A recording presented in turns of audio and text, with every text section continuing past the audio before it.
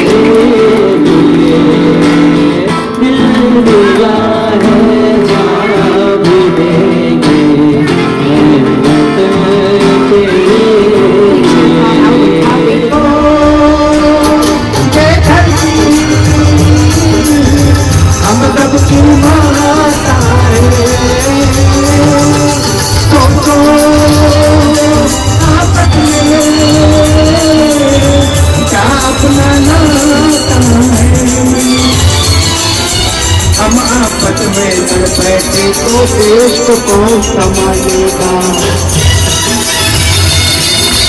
कोई बाहर वाला अपने घर से हमें निकालेगा। दीवाना हो मेरे देश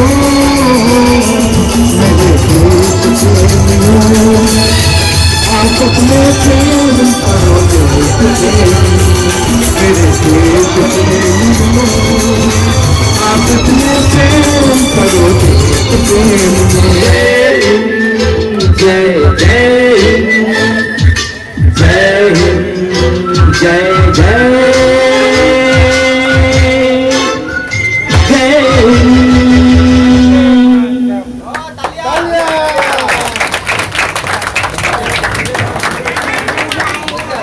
जिला अध्यक्ष राम सिंह साहब के हाथों होगा। मैं चाहता हूं कि राम साहब आए और अपने हाथों से झंडा वंदन और 15 अगस्त की इस सलामी दे। जोरदार तालियों के साथ स्वागत करें राम सिंह का।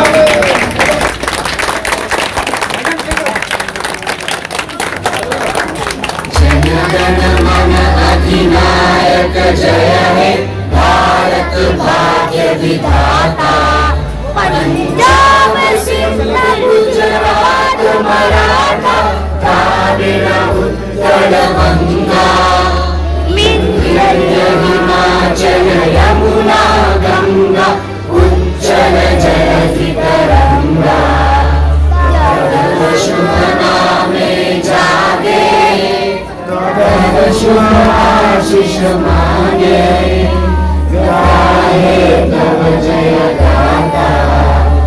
जनगण मंगलदायक जय हे, भारत भाग्य विधाता।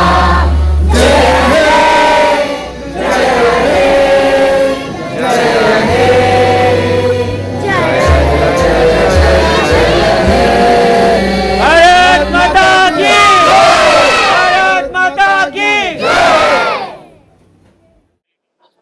मैं हूं आफाक अहमद और आप देख रहे हैं न्यूज़ 18 इंडिया। सारे जहां से अच्छा हिंदुस्तान हमारा, हिंदी है हम वतन है हिंदुस्तान हमारा। ये वो 15 अगस्त है जब पूरे देश ने मिलकर, हिंदू मुस्लिम सिख ईसाई सारे मजहब ने मिलकर इस हिंदुस्तान को आजाद करने में बलिदान दी थी। कई लोग फांसी चढ़ गए थे और कई लोग गोलियों से छलनी कर दिए गए थे। आज वो खुशियों का दिन है कि हम 80 साल में गुजरने वाले हैं। हमारे भारत देश को आजाद होकर 2026 में 80 साल पूरे हो जाएंगे और उसी खुशी में लोग आज खुशियां मनाते हुए नजर आ रहे हैं कि हम आजाद हो चुके हैं। आइए जानते हैं कि देश में आजादी के बाद भी लोग आजाद नहीं हो पा रहे हैं। क्या वजह है कि आज की न्याय व्यवस्था सुधर नहीं पा रही है, ना ही वो आगे बढ़ पा रही है। देश में अब इंसानों के साथ साथ जानवरों पर भी जुल्म होना शुरू हो चुका है और लोग उसके लिए जमीन बाहर निकल रहे हैं। जानते हैं सर, क्या कहना चाहेंगे कि भारत देश को आजाद होकर 79 साल हो चुके हैं, लेकिन आज भी न्याय व्यवस्था वही के वही है और लगता है, लोग कह रहे हैं कि ये हुकुमशाही चल रही है, लोकशाही नहीं है। मैं सबसे पहले अपने देशवासियों को 15 अगस्त के 79वीं वर्षगांठ की हार्दिक शुभेच्छा देना चाहता हूं। और आज जो हमारे देश की न्याय व्यवस्था है, क्योंकि हमारे देश में जो चंद मनुवादी व्यवस्था के लोग बैठे हैं, वो हमें तो कहते हैं कि तुम आजाद हो, पर हमारी आजादी को अभी 79 साल पूरा हो गए हैं और वो हमारे 79 साल में अभी तक मुझे जीने और खाने का अधिकार नहीं दिया है। इसलिए आज हमारे बीच में एक जीता जागता आंदोलन बन के तैयार हुआ है, जिसे नाम है भीम आर्मी आजाद समाज पार्टी। और वो एक राजनीतिक पार्टी नहीं है, वो गरीबों का एक आंदोलन है, मजलूमों का एक आंदोलन है। और वो आंदोलन आज हमारे देश के लिए, अपने हक अधिकार की लड़ाई के लिए अपने के खून का कतरा निछावर कर देगा, पर देश को बिकने नहीं देगा। और इस मनुवादी व्यवस्था के लोगों को हम लोग ये सिखाना चाहेंगे कि तुम जहां से आए थे तुमको हम भेजने का काम वही करेंगे। जब भी ये हमारे बीच में आते हैं, हमें राजनीति सिखाते हैं, जातवाद और मतलब जो है धर्मवाद सिखाते हैं। हम इस जातवाद और धर्मवाद को खत्म करते सर, सर्टिफिकेट बांटते तुम देशभक्त हो, तुम नहीं देशभक्त हो, लेकिन आज वो 15 अगस्त और 26 जनवरी में झंडा फहराते हुए दिखाई नहीं देते। वो दिखाई नहीं देते कि वो कहां पर है। नहीं, वो अपना झंडा नहीं फहरा, वो अपना झंडा फहराते, हमारे भारत का झंडा नहीं फहराते। तो देश से प्यार उनको नहीं है क्या? क्यों सर्टिफिकेट बांटते हैं? वो उनको देश से प्यार नहीं है, यहाँ की जनता से प्यार नहीं, उनको पूंजीपतियों से प्यार है, गरीबों से प्यार नहीं है। इसलिए उनकी मतलब जो है इस ताकत को, इस कुर्सी को खत्म करने के लिए भाई चंद्रशेखर आजाद ने मतलब वो बीड़ा उठाया, वो कसम खाई है संसद में जाके। वो एक एक धारावी की गली की बात अगर कोई है तो हमको तो हम संसद में उठवा के देंगे। और इसीलिए हम आप लोगों से निवेदन करना चाहते, ये जो चंद मनुवादी व्यवस्था के लोग बैठे हैं, बोलते तुम पाकिस्तान जाओ, पाकिस्तान तुम्हारे बाप का नहीं है। पाकिस्तान में हमें गुंडा जमीन दे के दिला के दिखाओ, वो भी हमारा है, तुम्हारे बाप का नहीं है। हम यही भारत में पैदा हुए, हमारे 90% मुस्लिम भारत हमारे भारत के है। अखंड भारत किसे कहते हैं, मैं जानना चाहता हूं। अखंड भारत साहब सर्व समाज के लोगों का है। और ये जो अखंड भारत था तो देश के करीब 6 देशों का एक एशियाई देश थे, एक भाई भारत था। उसे मनुवादी व्यवस्था के लोगों ने खत्म करके इसे जाति और धर्म का भारत बना दिया। और जिस जाति धर्म को भारत बना रहे हैं, उनकी सोच है कि आने वाले समय में हम इस भारत को खत्म करके आर्यव्रत नाम रखेंगे, पर वो भूल जाए आर्यव्रत का मतलब क्या है, उनको ये नहीं पता है। आदिल भाई, एक नया कानून लाया गया है, जो आईपीसी की धारा लगती थी, अब वो नहीं लगेगी। अब इसका नाम हो गया न्याय संहिता। अब इस न्याय संहिता में किसको न्याय मिल रहा है, किसको नहीं मिल रहा है, लोग कंप्लेंट जाते हैं कंप्लेंट देने, तो कंप्लेंट भी नहीं होती है। यहां तक के इंसानों के साथ साथ तो हो ही रहा है, अब हाथियों को भी महाराष्ट्र हटाकर पूंजीपतियों को दिया जा रहा है, कबूतरों पर हमला हो रहा है, कुत्तों पर हमला हो रहा है। कहां जाएगी जीव जंतु, किससे इंसाफ मांगेंगे? यहां तक के सुप्रीम कोर्ट भी इनके खिलाफ खड़ा है। साथियों, आज के दिन की पहले तो मैं आपको स्वतंत्र दिवस की बहुत बहुत मुबारक हो। और जैसे आपने कहा कि न्याय व्यवस्था बहुत बिगड़ गई है, खत्म हो गई है। यहाँ पर लोगों के साथ छल किया जा रहा है, धोखाधड़ी किया जा रहा है, न्याय के नाम पर उनके साथ अन्याय, और ये करते आ रही है सरकार।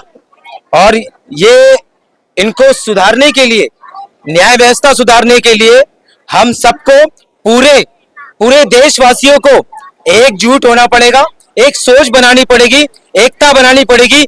और लोगों के लिए हित करके, लोगों के हित के लिए, महिलाओं के हित के लिए, बच्चों के हित के लिए, बूढ़ों के हित के लिए, सभी के लिए आवाज उठाना पड़ेगा। और मिलजुल करके हमें एकता बना करके चलना पड़ेगा, तभी जाकर के न्याय व्यवस्था सुधर सकती है।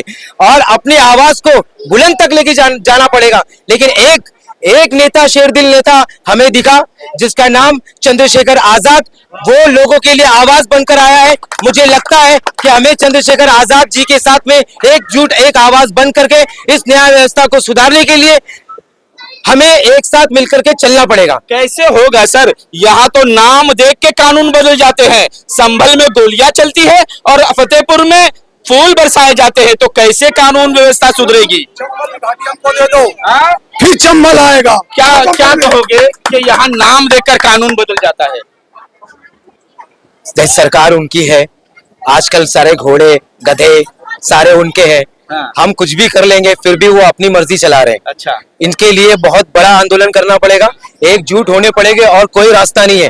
हम सबको मिल करके एक आवाज उठानी बहुत जरूरी है, उससे ज्यादा कुछ नहीं कहूँगा। दोस्तों, हम आपको ये बता दें कि अभी हमारे आपके जनरेशन में जो नए बच्चे पढ़ रहे हैं, इनके जो स्कूल सर्टिफिकेट है कंप्यूटराइज बन के आते हैं, पर मोदी के समय का कोई सर्टिफिकेट कंप्यूटराइज नहीं था। और आज मोदी जी के पास फर्जी सर्टिफिकेट है, मैं गारंटी के साथ कहता हूँ, दो है, एक नहीं दो सर्टिफिकेट है। इसलिए हम उनकी औकात उनको दिखाने के लिए हमारे भाई चंद्रशेखर आजाद ने वो प्रतिज्ञा लिया है, बाबा साहब का भारत बनाएंगे, बाबा साहब का सपना पूरा करेंगे, अब्दुल कलाम का सपना पूरा करेंगे, हमारे महापुरुषों का सपना पूरा करेंगे।